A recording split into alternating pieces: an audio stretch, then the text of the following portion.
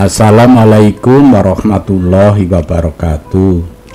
Sahabat sehat, selamat bertemu lagi dengan Rumah Sehat. Rumah Sehat adalah rumah tempat kita belajar, bertanya, dan berdiskusi masalah kesehatan.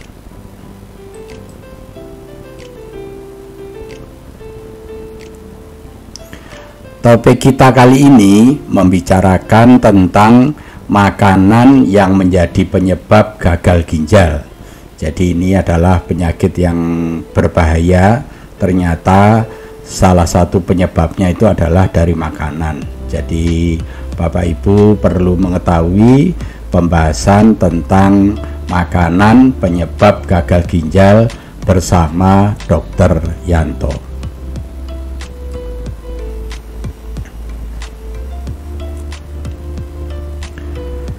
Kita pahami dulu, jadi apa itu gagal ginjal. Jadi di dalam tubuh kita, ginjal kita itu ada dua ya, ada di kiri dan kanan ya. Nah, jadi ginjal ini bentuknya seperti ini, seperti buah kacang ini ya, besar, ada dua, kiri dan kanan. Jadi ginjal kita itu ada dua, kiri dan kanan.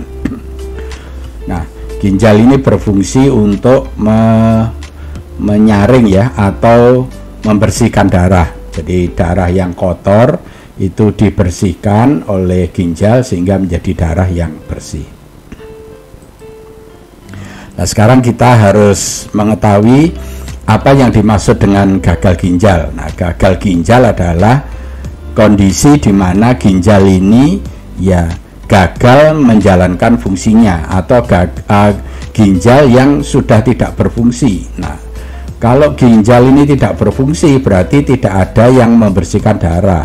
Nah, berarti kita menjadi tahu kalau ginjalnya ini tidak berfungsi, darahnya tidak ada yang membersihkan, berarti akhirnya darah itu akan menjadi kotor ya.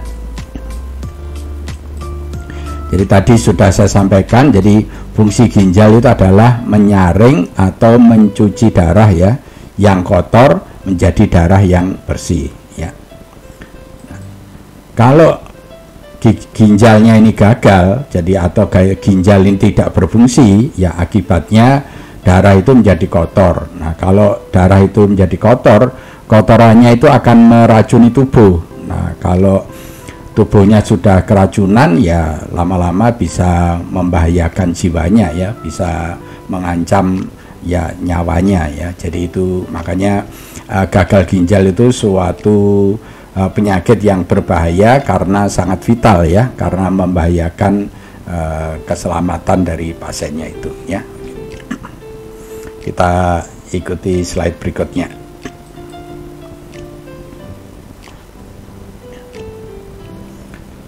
Ya, kita bicarakan lebih lanjut ya, ini apa ginjalnya, kemudian ini saluran kencingnya ya. Ginjal kita ada dua, kiri kanan, kemudian ditampung di dalam kandung kencing. Jadi ini kandung kencingnya ya, kandung kencingnya satu, ginjalnya dua, kiri kanan, dan masing-masing punya saluran yang menampung air kencing itu, air seni itu ya.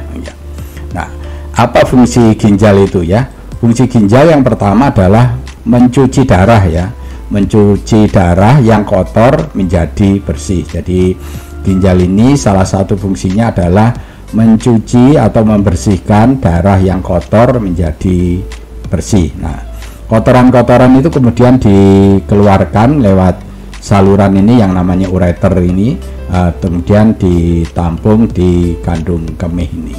Nah, berarti air seni itu, air kencing itu adalah kotoran-kotoran dari darah. Makanya air kencing itu termasuk najis karena itu adalah kotoran ya. Oke.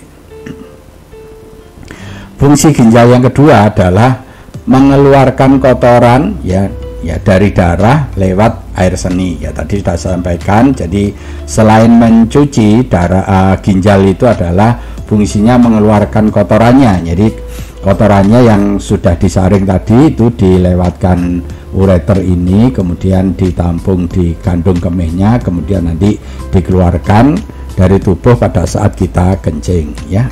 Itu fungsi ginjal yang kedua. Kemudian fungsi ginjal yang ketiga, kalau ada zat-zat yang masih berguna itu sama ginjal itu diserap lagi. Jadi proses penyaringan itu hanya berdasarkan besar kecil. Jadi yang zat-zat yang kecil itu akan turun ya, akan tersaring ada di bawah. Tetapi zat-zat yang kecil itu ya bisa berupa kotoran, bisa berupa zat-zat yang masih berguna. Nah, zat-zat yang masih berguna itu diserap lagi ya oleh ginjal untuk dikembalikan ke darahnya. Jadi saya ulang sekali lagi, fungsi ginjal kita itu ada 3. Yang nomor 1 mencuci darah yang kotor menjadi bersih. Kemudian yang kedua mengeluarkan kotoran ya dari darah ya, dikeluarkan lewat air seni. Kemudian yang ketiga adalah menyerap kembali ya zat-zat yang telah disaring tadi yang masih berguna untuk diambil lagi dan dimasukkan ke dalam darah. Itu adalah 3 fungsi ginjal kita ya.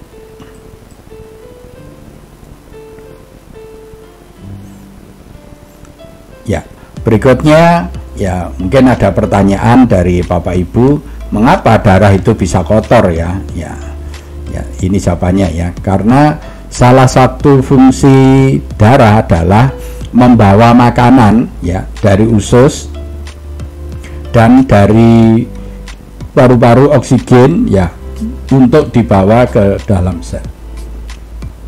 Jadi darah kita yang berputar itu, yang dipompa oleh jantung kan berputar ke seluruh tubuh.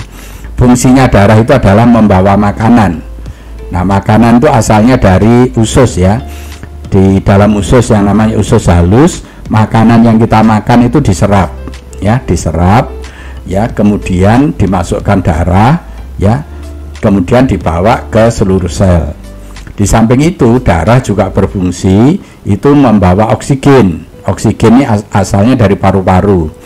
Kalau kita bernapas itu kita mengambil oksigen dan mengeluarkan CO2. Nah, oksigennya ini diserap kemudian masuk darah dan dibawa ke dalam sel. Ini selnya ya, ini di dalam sel, ini namanya mitokondria ya, yang berwarna merah ini namanya mitokondria ya. Di dalam sel ya, makanan dan oksigen itu dirubah menjadi energi. Energinya itu namanya ATP. Dan selain ada energi juga ada sisa metabolisme. Jadi sekali lagi darah yang tadi membawa makanan dan membawa oksigen di tempat yang namanya mitokondria ini ya, itu dilakukan proses metabolisme atau proses pembuatan energi ya. Jadi tujuan kita makan dan mengambil oksigen itu untuk membuat energi. Nah, energi itu yang kita gunakan untuk gerak, untuk hidup ya. Kalau tidak ada energi kita tidak bisa gerak, tidak bisa hidup ya. Nah, energi itu namanya ATP, dan selain itu, selain menghasilkan energi juga menghasilkan kotoran atau sisa metabolisme. Nah, kotoran itu kemudian dimasukkan lagi ke dalam darah. Nah, jadi sisa metabolisme ya dari proses pembuatan energi itulah yang membuat darah kotor. Jadi sekali lagi, kalau tadi ada pertanyaan mengapa darah kita itu bisa kotor, karena di masing-masing sel itu akan terjadi proses metabolisme, proses pembuatan energi yang bahannya makanan dan oksigen. Nah, dari proses metabolisme ini dihasilkan energi yang namanya ATP dan dihasilkan kotoran atau sisa metabolisme yang dimasukkan ke dalam darah. Jadi darah itu kotor akibat banyaknya sisa-sisa metabolisme ya.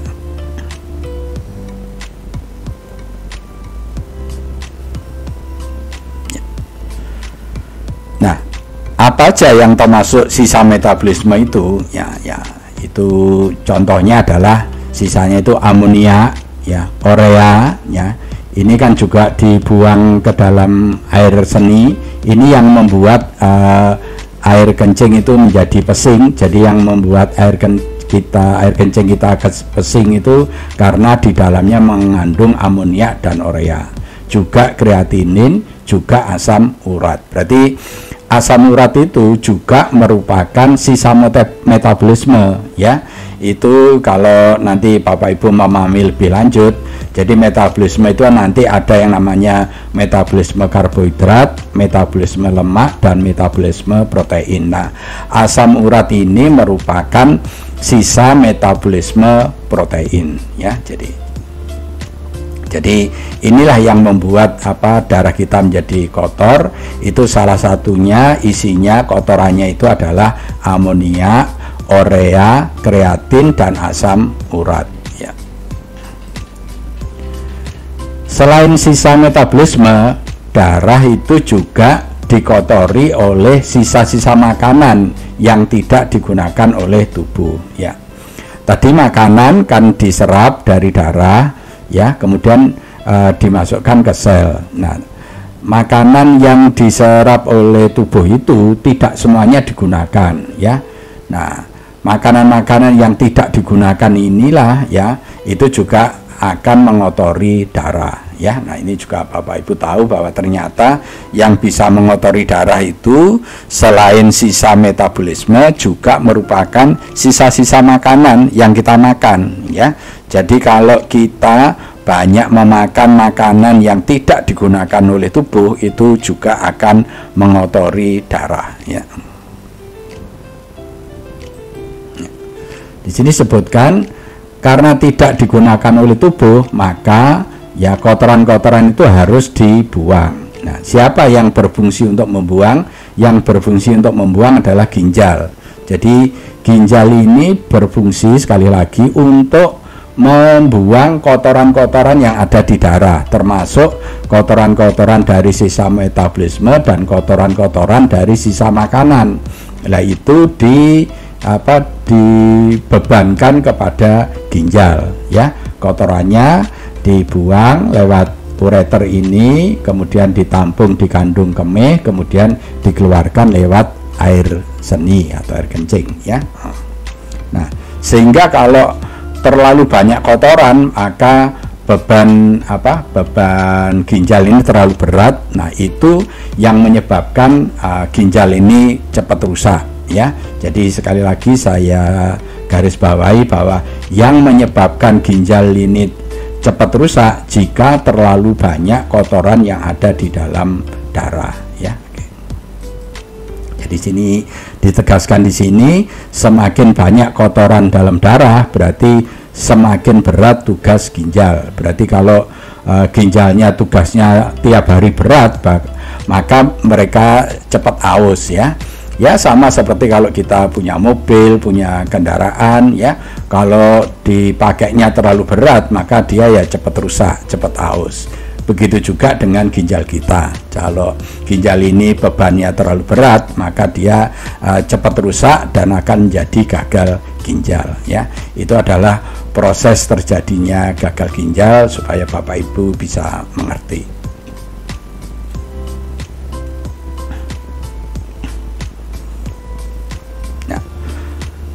Nah, sekarang kita akan mempelajari apa yang menyebabkan ginjal kita yang dua ini menjadi rusak, menjadi gagal, ya, gagal fungsi atau gagal ginjal. Ya, itu ada beberapa penyebab, ya. Kita pelajari satu persatu, ya. Yang pertama adalah yang menyebabkan gagal ginjal adalah volume aliran darah ke ginjal yang rendah. Ya, jadi kalau volume darahnya yang masuk ke dalam ginjal ini rendah, itu juga akan menyebabkan ginjal kita itu rusak. Nah, berarti apa yang bisa menyebabkan ini? Ya, contohnya kalau terjadi perdarahan, kalau kecelakaan terus kemudian perdarahan, kan darahnya juga banyak yang hilang, itu ini juga bisa menyebabkan gagal ginjal. Kemudian dehidrasi, kalau kita kekurangan banyak cairan, ya. Kalau pada saat dehidrasi atau kekurangan cairan, berarti ginjal ini juga kekurangan darah, itu juga akan menyebabkan gagal ginjal. Itu salah satu penyebabnya, ya. Penyebab yang kedua yang menyebabkan gagal ginjal adalah saluran kemih yang terganggu. Jadi di ginjal itu saluran kemihnya bisa terganggu, misalnya ini karena adanya batu. Kalau di saluran kencingnya ini ada batu, berarti aliran kencingnya itu tidak bisa keluar sempurna. Nah, aliran kencing yang tidak bisa keluar sempurna ini juga akan menyebabkan ginjal ini menjadi rusak, ya, menjadi gagal ginjal. Jadi salah satu penyebab ada gangguan ini. Nah, gangguan ini bisa karena adanya batu, bisa karena adanya tumor, atau karena penyakit-penyakit yang lain. Nah, itu bisa menyebabkan gagal ginjal, ya. Berikutnya adalah memiliki penyakit diabetes mellitus atau penyakit gula, ya, atau penyakit kencing manis, ya. Jadi Bapak Ibu yang mempunyai penyakit kencing manis itu berisiko untuk menyebabkan gagal ginjal. Nah, bagaimana supaya diabetes ini tidak menyebabkan gagal ginjal? Ya, syaratnya adalah kadar gulanya itu harus dikontrol, diatur, ya, diatur menjadi normal. Jadi Bapak Ibu yang menderita diabetes mellitus kemudian darahnya selalu dalam kondisi normal dengan minum obat, maka gagal ginjal itu tidak akan terjadi. Tetapi jika seseorang yang menderita diabetes mellitus kemudian kadar gulanya dibiarkan tinggi terus, nah itu akan menyebabkan gagal ginjal. Kemudian yang keempat adalah penyakit darah tinggi, ya. Penyakit darah tinggi ini juga menyebabkan gagal ginjal. Darah tinggi yang bagaimana?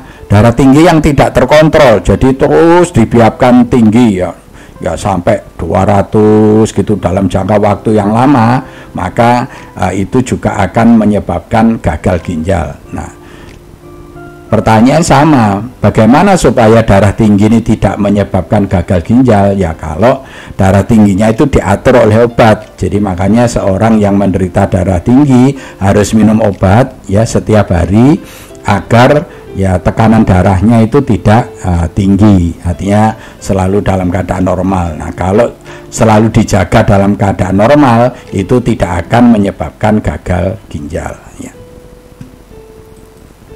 Kemudian yang menyebabkan gagal ginjal berikutnya adalah makanan dan minuman, ya.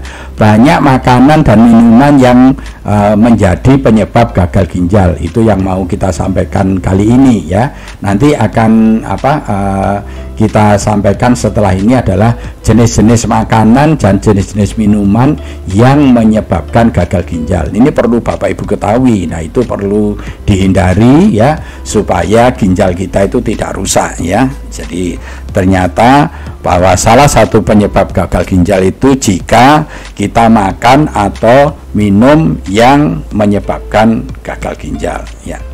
Nanti kita lihat setelah slide-nya ini, ya. Kemudian berikutnya adalah yang menyebabkan gagal ginjal adalah terlalu sering menahan buang air, ya. Jadi tidak baik bagi Bapak Ibu yang kalau terasa kencing terus ditahan, ya. Saya sarankan kalau sudah ingin kencing, ya dikencingkan aja, jangan ditahan, ya. Karena kalau sering ditahan-tahan itu, ya itu juga menjadi penyebab gagal ginjal. Apalagi kalau itu dilakukan sering dalam jangka waktu yang lama. Makanya saya sarankan kalau Bapak Ibu misalnya bepergian naik bis gitu, ya. Nah, itu sebelum naik bis itu kencing dulu, ya. Nah, sehingga nanti di dalam bis itu atau di dalam kereta itu tidak merasa kencing. Tetapi seandainya terasa kencing, ya tetap harus dikencingkan, ya. Kalau di kereta atau di pesawat kan ada kamar mandinya. Kalau di bis, ya ada yang enggak. Nah, saya sarankan kalau memang kamar mandinya ada itu kalau terasa kencing itu dikencingkan, ya, jangan ditahan, karena kalau ditahan itu bisa menyebabkan gagal ginjal. Berikutnya yang menjadi penyebab gagal ginjal adalah penyakit genetik dan penyakit autoimun. Jadi ada penyakit-penyakit genetik itu penyakit keturunan. Jadi memang orang itu sudah bakat. Makanya saya sarankan bagi Bapak Ibu yang keluarganya itu ada yang menderita gagal ginjal itu harus hati-hati. Siapa tahu penyakit itu merupakan penyakit yang diturunkan ya. Jadi ada penyakit-penyakit keturunan yang menyebabkan itu gagal ginjal. Misalnya adanya banyak kista di dalam ginjalnya. Jadi kalau banyak kista di dalam ginjalnya itu diturunkan penyakitnya. Nah, itu bisa menyebabkan gagal ginjal ya.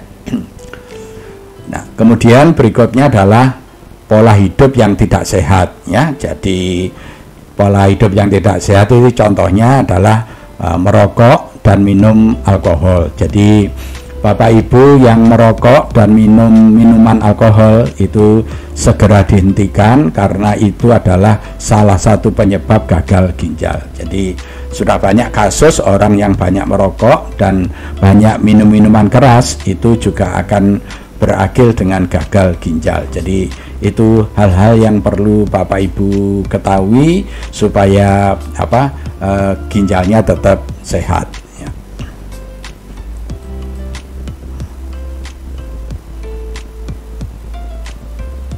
Ya, sekarang kalau kita memakan apapun namanya ya, kemudian masuk ke dalam darah ya, itu komponennya ada dua ya, kita bagi dua ya. Jadi sekali lagi kalau kita makan makanan apapun ya, makan nasi, makan rawon, makan buah, makan kue, pokoknya makan apa saja, apapun makanannya, apapun minumannya, nanti di dalam darah itu dibagi menjadi dua komponen, yaitu pertama komponen yang dibutuhkan tubuh dan komponen yang tidak dibutuhkan tubuh. Nah, apa aja yang diperlukan oleh tubuh ya? Pertama adalah karbohidrat ya. Jadi kalau Bapak Ibu memakan karbohidrat ya, karbohidrat ini diperlukan oleh tubuh ya. Apa yang termasuk karbohidrat ya?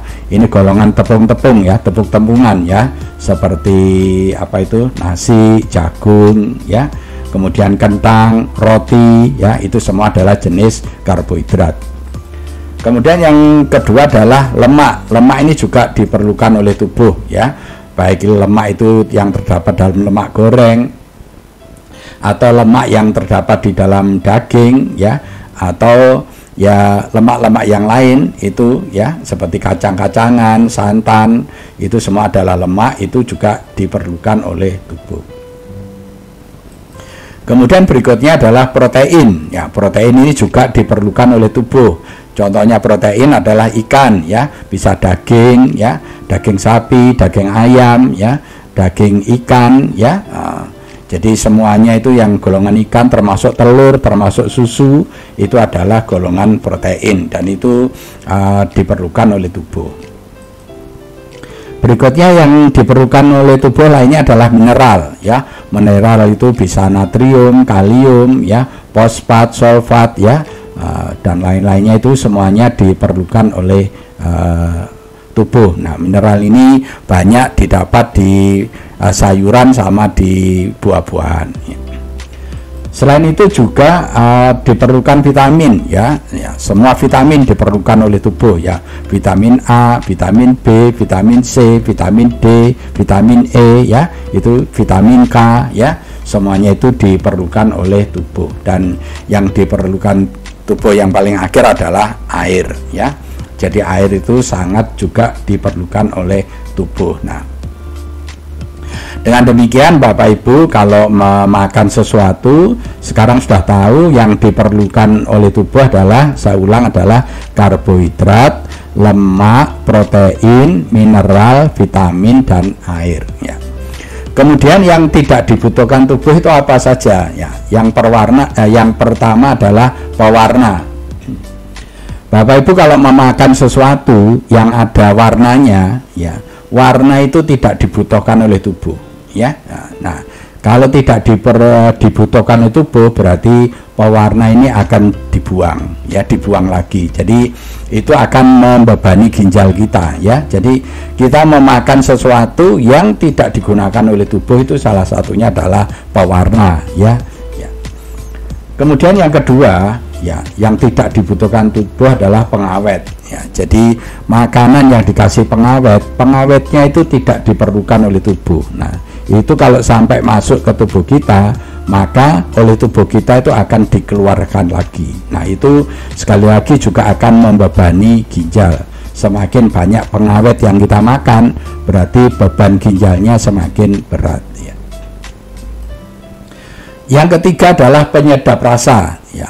Jadi banyak sekarang makanan-makanan yang dikasih penyedap rasa. Nah, penyedap rasa itu juga tidak diperlukan oleh tubuh. Jadi nanti itu hanya untuk memuaskan rasa aja ya. Itu hanya enak di lidah saja, tetapi begitu sampai di tubuh itu juga tidak digunakan dan itu akan dibuang oleh tubuh lagi ya.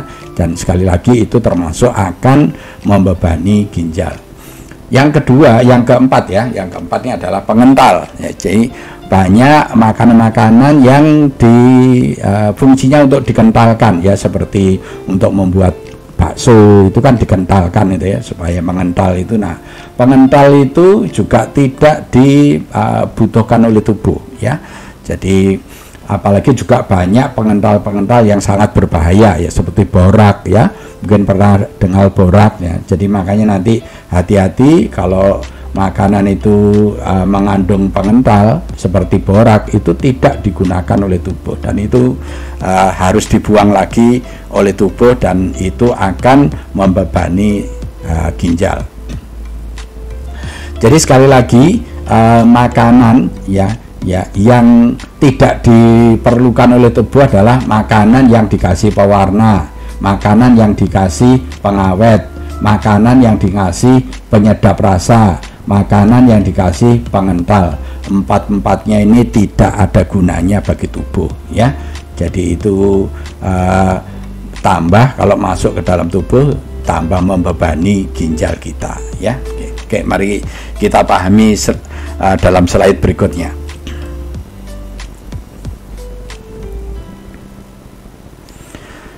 Bapak Ibu ya, tentang pewarna ya, semua pewarna ya itu tidak digunakan oleh tubuh, dan di antara pewarna-pewarna itu ada yang sangat membahayakan tubuh. Nah, pewarna yang membahayakan tubuh itu ada dua ya.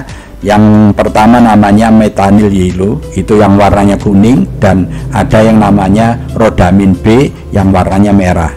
Jadi Bapak Ibu harus hati-hati kalau membeli makanan yang warnanya kuning dan warnanya merah, kalau itu berasal dari metanyl yellow atau berasal dari rhodamin B, itu sangat berbahaya karena itu bisa menyebabkan memicu terjadinya kanker ya. Jadi itu sangat berbahaya. Nah, apakah semua yang berwarna kuning dan merah itu berbahaya? Ya tidak juga. Kalau dia berasal dari pewarna yang diizinkan, yaitu tidak apa-apa. Tetapi walaupun itu diizinkan, tetapi itu tidak digunakan oleh tubuh dan itu harus dibuang oleh ginjal. Jadi makanya saya sarankan untuk makanan itu milih yang tidak berwarna ya. Oke. Baik. Ini adalah gambar kerupuk ya. Sekarang saya mau tanya, apa ada beda rasa antara kerupuk putih dan kerupuk merah? Ya, saya rasa tidak ada. Itu hanya beda di mata aja. Jadi kerupuk yang warnanya putih dan kerupuk yang warnanya merah itu hanya beda di mata. Rasanya kan sama aja. Tetapi risikonya setelah masuk ke tubuh itu berbeda. Makanya saya sarankan kalau membeli makanan, beli yang tidak ada warnanya, gitu loh. Jadi kalau beli kerupuk misalnya, beli yang putih, jangan yang merah, karena yang merah itu ada warnanya dan warna itu akan membebani ginjal. Itu yang perlu Bapak Ibu ketahui. Apalagi nanti kalau merahnya itu dibuat dari rhodamin B, wah itu tambah berbahaya sekali, itu sangat dilarang ya. Nah, kita kan tidak tahu makanan-makanan di luar itu pewarnanya pakai apa gitu. Jadi makanya saya sarankan kalau memang ada yang tidak berwarna seperti kerupuk ini, milih yang putih. Jadi makanan yang tidak ada warnanya itu lebih baik ya. Nah, coba perhatikan makanan ini. Itu satu satu makanan warnanya begitu lengkap. Nah, ini apa membuat makanannya menjadi lebih enak? Kan enggak. Ini kan hanya untuk supaya menarik mata. Jadi hanya ini untuk menyenangkan mata kita ya. Padahal rasanya ini walaupun dibuat putih ya, ya tetap rasanya kan sama kan ya. Jadi ini dibuat banyak warna seperti ini kan supaya memuaskan mata kita, supaya menarik perhatian. Tetapi apa risikonya kalau ini masuk ke dalam tubuh, warna-warna ini? Nah, warna-warna ini akan membebani ginjal dan itu merupakan penyebab gagal ginjal kalau jumlahnya terlalu banyak ya itu. Jadi makanya saya sarankan ya tidak perlu memberi makanan yang begini. Ini kan makanan seperti begini nih, dulu kalau saya kecil kan hanya 2 warna aja. Satu warnanya putih, kedua warnanya hijau. Hijaunya ini dibuat misalnya dari daun pandan ya. Jadi ya itu kalau pewarna yang berasal dari alam itu baik, tetapi pewarna yang buatan itu tidak baik. Jadi saya sarankan Bapak Ibu kalau ingin memelihara ginjalnya menghindari pewarna, dan kalau terpaksa menggunakan pewarna, gunakanlah pewarna alam, yaitu yang dari alam seperti daun pandan itu ya. Jangan menggunakan pewarna yang sintetik ya, karena kalau pewarna sintetik itu semakin membebani ginjal ya. Oke.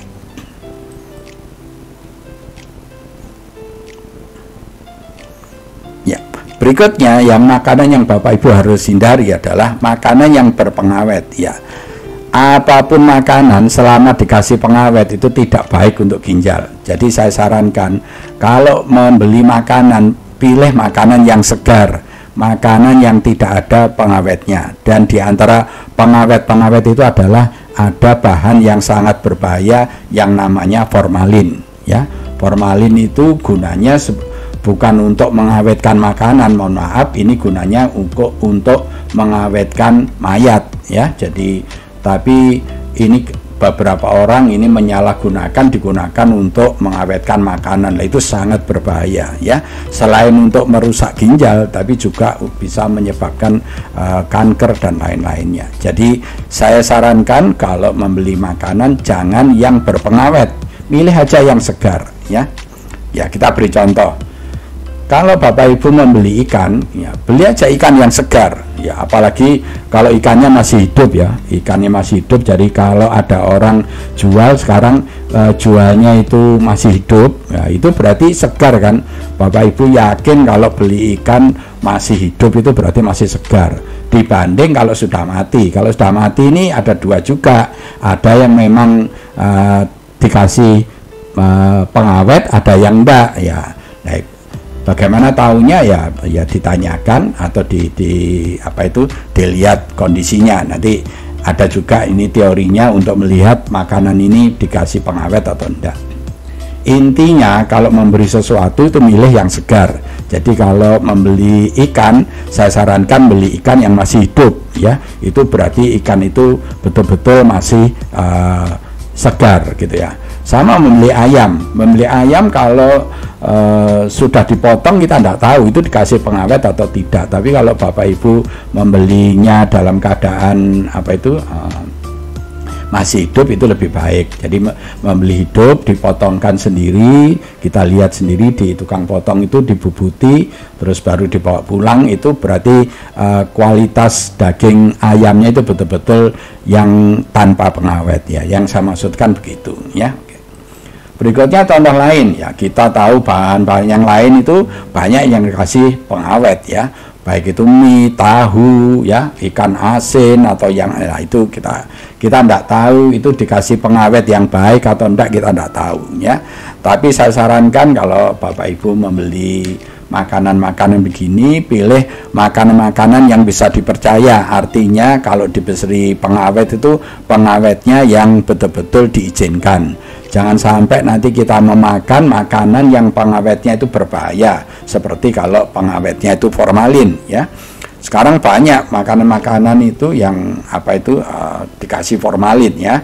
Bapak Ibu saya kira lebih tahu. Nah, yang penting dalam hal ini saya menyarankan berhati-hati, jangan sampai makan yang dikasih pengawet, karena makanan yang dikasih pengawet itu akan membebani ginjal. Jadi itu merupakan salah satu penyebab gagal ginjal.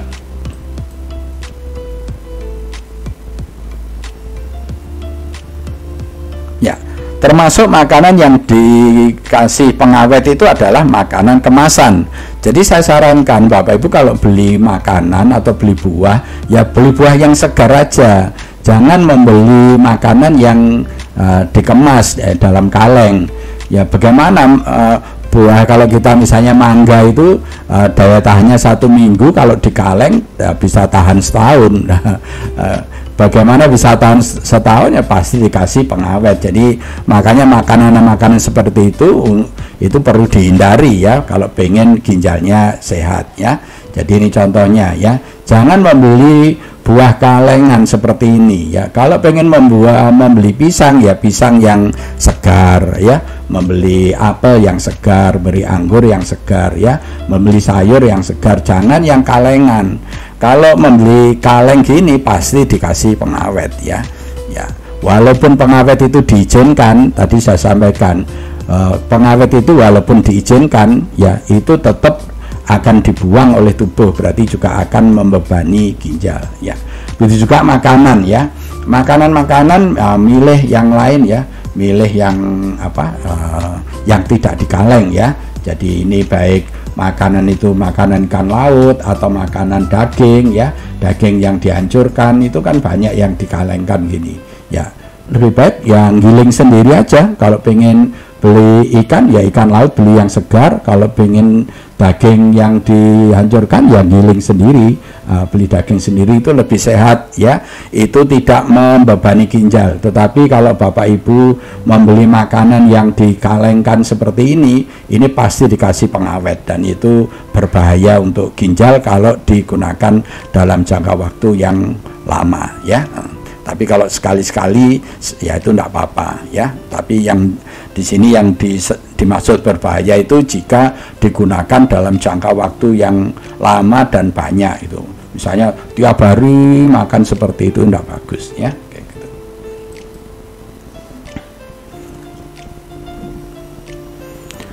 Berikutnya adalah makanan-makanan yang memakai pengental ya, atau borak, ini yang sangat berbahaya ya. Jadi pengental itu ada yang diizinkan, ada yang enggak. Yang tidak diizinkan itu namanya borak. Nah, kalau borak itu sangat berbahaya ya.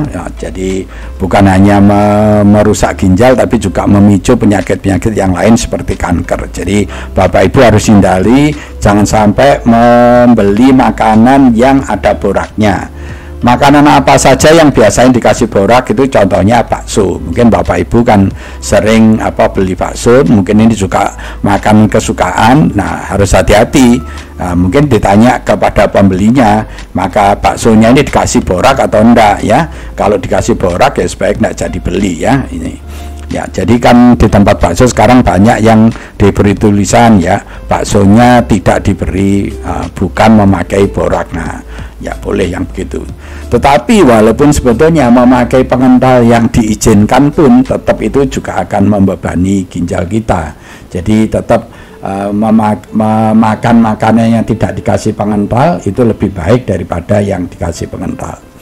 Contoh lain yang dikasih pengental adalah ini, kerupuk puli ya.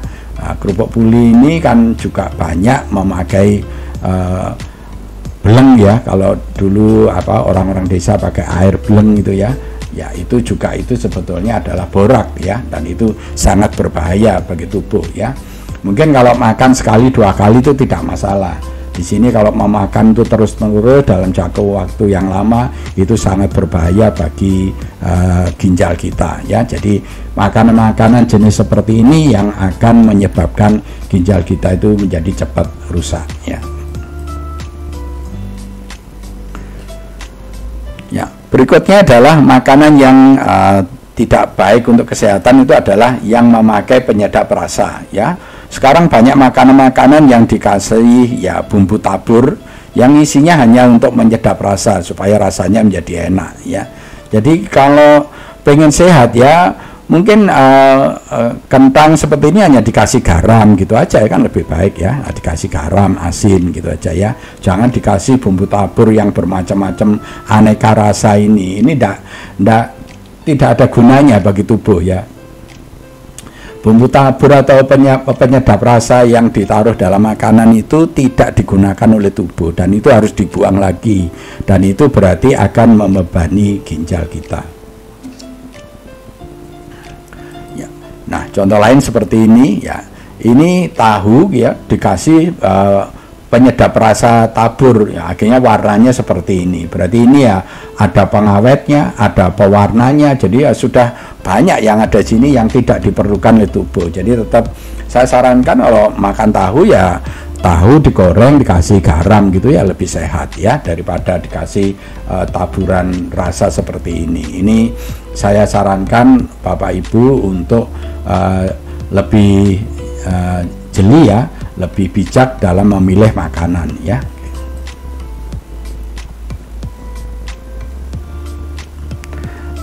Nah, baik, kalau itu tadi jenis makanan-makanan yang tidak diizinkan. Nah, sekarang mungkin pertanyaannya lah, berarti makanan yang dianjurkan oleh kesehatan itu apa ya? Ini ya.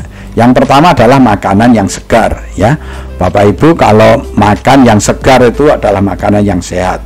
Baik itu daging, baik itu sayuran, baik itu buah, semua yang segar itu sehat ya. Pilih yang segar. Kemudian pilih yang tidak ada pewarna. Kalau sampai menggunakan pewarna, pilih yang pewarnanya itu dari alam ya. Pewarna dari alam misalnya memakai daun pandan gitu ya. Nah, itu dari alami ya. Kalau dari alami itu lebih baik daripada yang pakai pewarna sintetik ya. Kalau menggunakan pewarna sintetik itu yang tidak sehat ya. Yang ketiga itu adalah usahakan tidak makan yang ada pengawetnya. Kalau terpaksa menggunakan pengawet, gunakan pengawet yang alami. Nah, pengawet yang alami itu yang diawetkan pakai garam ya, diasinkan, atau pengawet dari gula ya. Nah, jadi itu pengawet-pengawet alami. Jangan menggunakan pengawet-pengawet yang sintetik ya. Kalau menggunakan pengawet-pengawet sintetik itu tidak sehat ya. Jadi lebih baik yang makan tidak ada pengawetnya. Berikutnya juga milih makanan yang tanpa pengental ya. Tidak usah yang dikasih pengental. Sini makanan biasa aja yang tidak usah dikasih pengental, itu juga menjadi lebih sehat. Berikutnya adalah yang tanpa penyedap rasa ya.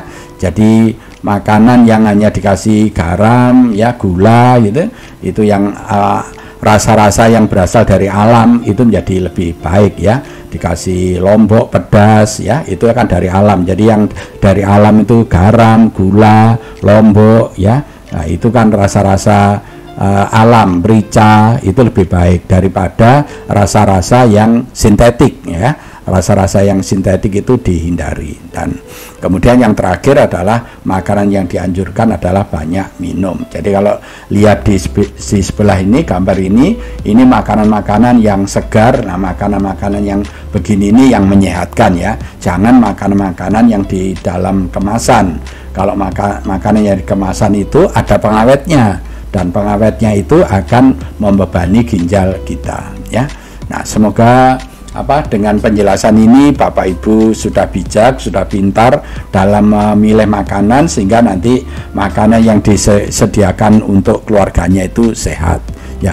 Kita kadang-kadang tidak sadar ya, menyediakan atau memberikan makanan untuk keluarga kita, padahal makanan itu tidak sehat. Yang dimaksud tidak sehat itu ada pewarnanya, ada pengawetnya, ada pengentalnya, ada penyedap rasanya. Jadi setelah ini ibu-ibu supaya lebih pintar lagi dalam menyiapkan makanan untuk keluarganya, agar semua keluarganya dalam keadaan sehat, terutama ginjalnya tidak menjadi rusak atau tidak menjadi gagal ginjal. Terima kasih telah menonton video ini ya. Jika video ini dianggap baik oleh Bapak Ibu, jangan lupa ya, like ya, subscribe, komen, dan share ya. Jadi tolong ini disebarkan pada keluarga-keluarga lain yang memerlukan. Dan jika Bapak Ibu ingin dibuatkan video-video yang lain tentang kesehatan, tolong menulis di komen ya, nanti akan kita buatkan videonya ya.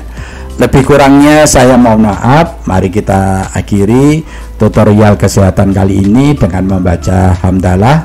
Alhamdulillahirabbil alamin. Wassalamualaikum warahmatullahi wabarakatuh.